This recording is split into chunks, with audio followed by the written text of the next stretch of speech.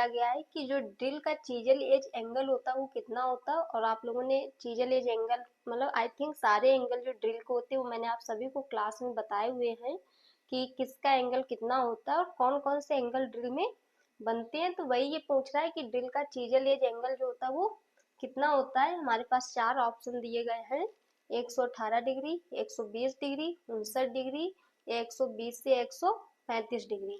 कि अगर इसका राइट आंसर आप लोगों को पता है, और ये जो एंगल आप देख रहे हैं ये सारे ड्रिल के ही एंगल दिए गए हैं कि कौन सा एंगल यहाँ पे कितना होता है। और अगर आप लोगों को इसका राइट आंसर पता है तो आप जरूर कमेंट करके बताना कि ड्रिल का चीजल एज जो एंगल होता है वो कितना होता है।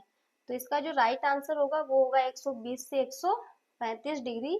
कि जो हमारा ड्रिल होता है उसमें एक एंगल बनता है जिसको हम कहते हैं चीजल एज एंगल, वो 120 से 135 डिग्री होता है। और बहुत अच्छे से मैंने आपको उसको डिफाइन किया वहाँ पे कि किस तरह से वहाँ पे कितना एंगल बन रहा है और कैसे बनता है 120 से 135 डिग्री। और 118 ये जो दिया गया ये ड्रिल का पॉइंट एंगल होता है कि साधारणतः ड्रिल का पॉइंट एंगल होता है वो कितना होता है, वो 118 डिग्री होता है। बट मेटल के अकॉर्डिंग उसका एंगल बदलता रहता है।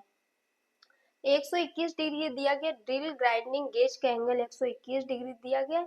और लिप एंगल दिया गया वो दिया गया 59 डिग्री, क्योंकि लिप दोनों साइड में बनते हैं, इधर भी 59 होता है और इस साइड भी, तो वो टोटल बनता है जाकर के 118 डिग्री। तो ये जो एंगल दिए जाते हैं ये आपको बहुत अच्छे से क्लियर होने चाहिए दिमाग में कि ड्रिल जो हमारा रहता है उसमें कौन कौन से एंगल बनते हैं। और इसका जो राइट आंसर है वो है 120 से